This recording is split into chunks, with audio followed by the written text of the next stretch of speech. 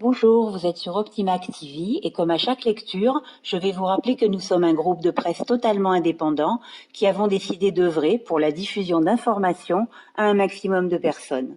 Nous vous recherchons, regroupons et exposons des points de vue de différentes personnalités et experts reconnus dans les domaines les plus variés afin que vous puissiez vous faire votre propre avis.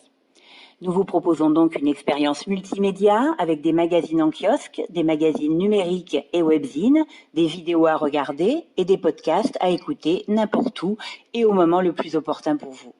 Afin de mieux nous connaître, nous vous proposons des lectures d'articles régulièrement sur cette chaîne. Vous pouvez retrouver les différents thèmes dans la playlist. Bonne lecture, bonne écoute et excellente réflexion. Burnout, comment l'éviter? Le burn-out, ce terme que tout le monde connaît et qui donne souvent l'impression qu'il ne puisse concerner qu'autrui, celles et ceux qui ne savent pas gérer leur stress, leur charge de travail, etc. Pourtant, c'est un problème qui concerne bien plus de monde que nous pourrions l'imaginer et qui peut arriver d'un moment à l'autre à n'importe quel individu. Et oui, même à vous. Le burn-out, appelé aussi syndrome d'épuisement professionnel, est une saturation, un épuisement mental et physique. Chronique et destructeur, il peut trouver son origine sur le lieu de travail, qui est le plus courant, tout comme chez soi, ou les deux. Souvent, selon les témoignages, lorsqu'on y arrive, nous sommes surpris, mais à ce moment-là, c'est déjà trop tard. Nous connaissons tous quelqu'un dans notre entourage qui a été concerné par ce problème au moins une fois dans sa vie, et pensons souvent à tort que cela ne puisse arriver qu'aux autres, qu'à celles et ceux qui se surmènent, comme nous ne le ferions jamais, etc. Mais nous sommes tous différents et avons tous des limites et tolérances qui diffèrent, autant face au stress qu'à l'effort mental et physique. Mais détrompez-vous donc, un burn-out peut arriver à quiconque et parfois presque par surprise. Les raisons d'un burn-out sont multiples et elles diffèrent surtout selon le type. Mais dans le cas d'un burn-out professionnel, les principales raisons sont le surmenage, souvent lié à une surcharge de travail mais peut aussi être dû à un investissement volontaire trop conséquent et disproportionné, le fort stress et mauvaise gestion de ce dernier, l'épanouissement minime et enfin l'environnement du travail peu agréable. L'individu en burn-out ne parvenant plus à faire face aux exigences décline brusquement, mentalement et physiquement, perd d'énergie, manque de motivation de plus en plus prononcé et cerise sur le gâteau, son estime de soi est souvent presque réduite à néant. Il devient ainsi alors presque impossible de travailler. Comme déjà évoqué, cela arrive à bien plus de monde que vous pourriez l'imaginer. Et ce qui est dommage, c'est qu'il existe de nombreuses façons d'éviter d'arriver au burn-out. Souvent, une telle situation pourrait être évitée simplement en prenant certaines habitudes et en s'autorégulant suffisamment pour ne pas aller dans l'excès. En d'autres termes, il faut mentalement mettre en place un contrôle psychologique et physique de sa propre personne. Comment éviter le burn-out ? Il existe bien entendu de nombreuses façons d'éviter d'en arriver à cet épuisement chronique et celles-ci diffèrent selon les individus. Mais nous tenons tout de même à vous faire part de notre petite liste sélection d'astuces. Numéro 1.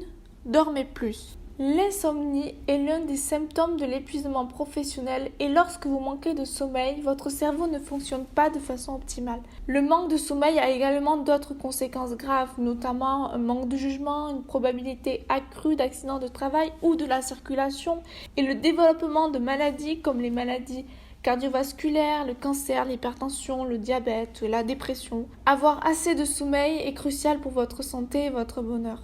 Alors ne lésinez pas sur cela et ne laissez pas votre travail réduire ces heures précieuses. La science est d'ailleurs prouvée que les adultes ont idéalement besoin de 7 à 9 heures de sommeil par nuit, faute de quoi de nombreuses conséquences sur la santé peuvent apparaître. Numéro 2. Faites de l'exercice. Quittez votre lieu de travail pour une petite séance d'exercice physique. Même marcher peut suffire.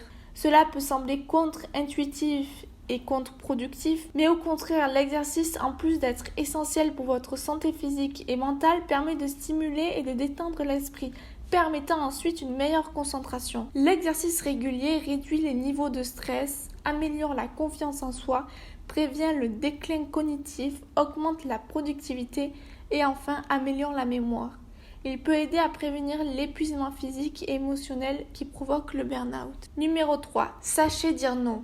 Il peut être facile de dire oui à tout ce que l'on nous propose ou demande au travail, surtout si c'est un supérieur ou directement votre patron qui l'exige. Ce qui vous pousse à faire cela sans trop réfléchir, la volonté de faire bonne impression, la peur de décevoir ou simplement car vous êtes une personne qui aime se donner à fond et remplir les objectifs demandés, peu importe leur nombre. Par contre, ne vous faites pas avoir par cette fausse impression. Si vous voulez tenir une cadence acceptable et montrer que vous remplissez vos objectifs, n'en prenez pas plus de ce que vous pouvez assumer. Un tel comportement provoque exactement l'effet inverse. Et pour compenser cela, vous allez commencer à vous surmener à mieux, etc. En résumé, tout ce qui précède un burn-out, choisissez ce qui est le plus important, tant que vous le pouvez, et vous pourrez ainsi respecter les délais sans trop vous surmener, tout en fournissant un travail de meilleure qualité, ce qui résultera en une meilleure satisfaction personnelle et pas que. Numéro 4. Définir un véritable objectif de travail ou réorienter votre carrière si nécessaire. Pensez-vous que votre carrière a un but suffisamment profond autre que de simplement générer un salaire? La plupart du temps, il est nécessaire de redécouvrir votre but professionnel et si nécessaire de le redéfinir. Redéfinir un objectif professionnel ne veut pas dire quitter son poste actuel, mais redéfinir sa vision de soi au sein de l'entreprise et son éventuellement évolution au sein de cette dernière. Le but est de se sentir plus à sa place et surtout se sentir utile. Essayez de définir l'impact plus profond de ce que vous réalisez chaque jour. Comment votre travail améliore-t-il la vie des autres? Comment pourriez-vous donner plus de sens à ce que vous faites tous les jours?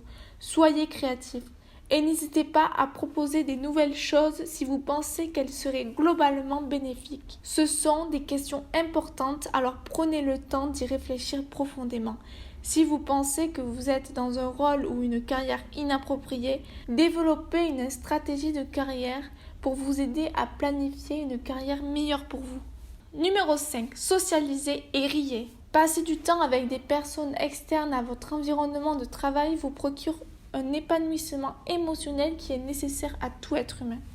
Socialiser sur votre lieu de travail est également bénéfique, mais cela ne suffit pas. Votre travail, sauf cas exceptionnel, ne doit pas représenter toute votre vie. Cela pourrait même nuire à votre vie sociale extérieure en vous détachant de celles et ceux qui comptent vraiment pour vous et qui vous permettent de vous épanouir émotionnellement en dehors de tout stress professionnel. Et cela inclut également un autre élément essentiel. Prenez le temps de rire.